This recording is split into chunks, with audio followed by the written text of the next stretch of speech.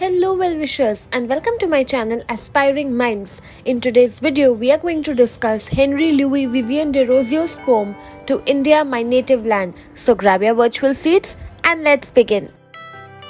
Henry Louis Vivian Derozio was a prominent Indian poet and a teacher of the Anglo-Indian literature. He was born in Calcutta, which is now known as Kolkata, the city of joy. He was a Portuguese Indian origin person. He was a teacher at the Hindu College in Calcutta, where he inspired the students to think independently and question the rules and regulations which were imposed by the society. His works often reflect his deep patriotism and concern for the socio-political issues of his time. If you look at the title of the poem, it goes like To India, My Native Land. So it is a deeply personal and emotional connection that the poet feels towards his homeland. It indicates the autobiographical nature of the poem as the poet addresses his sentiments directly to India, referring to it as his native land or homeland. The title also sets the tone for the patriotic themes which are explored throughout the poem. To India, My Native Land was written by Derozio during a period when India was under the British colonial rule. Yes, this is a poem written pre-independence. So the poem reflects the poet's deep sense of patriotism and his anguish over the subjugation of his homeland by the foreign powers. It was a time when many intellectuals and writers were struggling with the questions of identity, freedom, and the cultural heritage of the country while India was under the colonial domination. So we see that the poem revolves around the poet's lament, his cry for the lost glory of India, and a hope that India will be free one day. So the poet also expresses a sense of hope and resilience to free India and bring back the glorious past of the country. So let us now decode the line-by-line meaning of the poem. My country, in thy days of glory past, a beauteous halo circled round thy brow, and worshipped as a deity thou wast. So we see that the poet addresses India as my country, and he remembers the glorious past of India. India was once adorned with a beautiful aura of greatness. There was a vibe of greatness, and it was worshipped as if it was a divine goddess. Where is thy glory? Where the reverence now? That is, the poet questions that what is the reason for India's glory being lost, and people no longer worship it as people worshipped India in the past. Thy eagle pinion is chained down at last, and grovelling in lowly dust art thou. That is, the metaphorical use of eagle pinion symbolizes how the spirit of freedom and strength is now chained down and reduced to a state of decay. India is no longer free as it used to be in the past. Thy minstrel hath no wreath to weave for thee, save the sad story of thy misery. So the poet, or referred to as the minstrel, finds no joyous songs or things that it can offer to India. The poet has no substance, no content to write about the glory of India. Only there is a very calm and somber, sad narrative of India which the poet can write down. That too would include sorrow and suffering.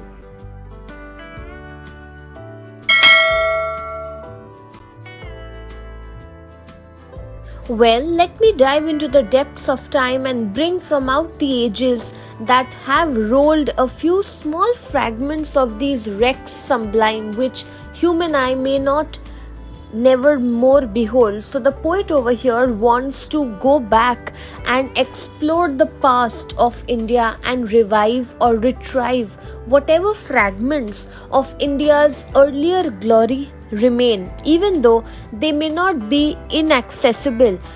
it's very difficult for a poet to actually research and go back into the past, but still the poet expresses a wish or a desire to do so.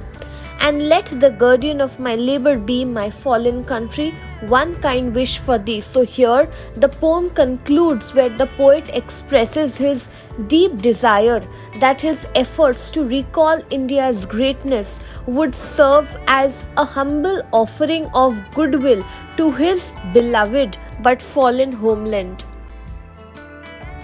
So we can understand the poem better by looking at these major themes, that is patriotism, lost glory of the country, hope and resilience. Let's see how. Let's decode these.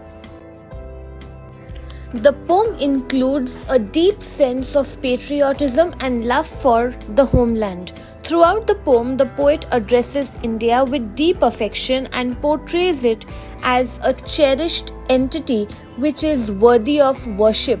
The use of possessive pronouns such as my country, thy glory highlight the personal connection that the poet feels towards India. So this theme of patriotism is further emphasized through the use of India as a divine figure which is supposed to be worshipped as a deity in its days of glory. The poet portrays India as a beloved motherland and evokes a sense of loyalty and emotional attachment towards it. Another prominent theme in the poem is the lament or the cry over the loss of India's glory of the past and how India was now subjected to the colonial rule. The poet mourns the decline of India's greatness, symbolized by the eagle pinion which is now chained down. The imagery of the eagle, traditionally associated with strength and freedom, emphasizes the contrast between India's past grandeur and its current state of oppression. The poet highlights the devastating effects of colonial domination on India's cultural, social, and political identity. If you carefully observe the pictures on your screen, I have tried to show a journey towards light from darkness, so conveying the theme of resilience and hope. That is, despite this sense of despair depicted in the poem, the poet also conveys a theme of resilience and hope.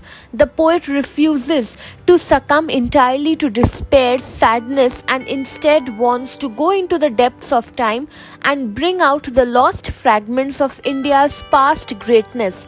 This act of seeking out the remains of India's heritage reflects the poet's belief in resilience of the nation's spirit and its capacity for regeneration. Additionally, the concluding lines of the poem offers a kind wish for India's restoration, and it conveys a sense of positivity and optimism in the possibility of a brighter future for the country. So we see the theme of resilience and hope serves as a counterbalance to the sense of loss and oppression, inspiring the readers to envision a path towards renewal and redemption for India despite its current state of despair and sadness.